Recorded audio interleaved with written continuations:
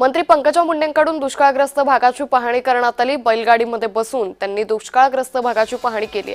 गोदावरी पट्टा आणि दोंडराई परिसराची त्यांनी पाहणी केली। शेतकऱ्यांच्या पाठीमागे ठामपणे उभं राहणार असं पंकजा मुंडे यांनी म्हटलेलं आहे।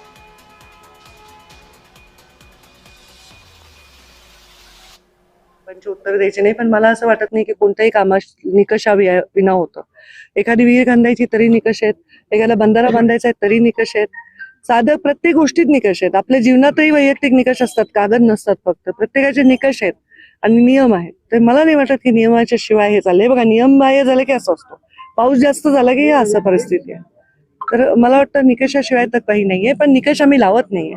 आम्ही फक्त त्यांच्या रेकॉर्डवर घेतोय अडचण काय आहे त्यांचा, कारण उद्या भविष्यात परत अशी परिस्थिती आली तर या भागामध्ये अतिवृष्टीचे काय नुकसान आहे हे रेकॉर्डवर जाणं शेतकऱ्याचं आवश्यक आहे। याच्यात निकष वगैरे काही नाहीये।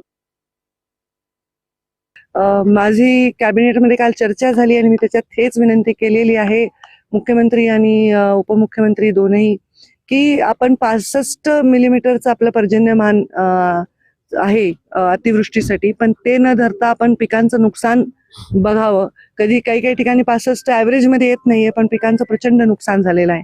एखाद्याची जमीन खरवडून गेली आणि एखाद्या जमिनीत भरपूर गाळ येऊन बसलाय, तर हे क्लिअर करायला शेतकऱ्याची ती परिस्थिती नाही।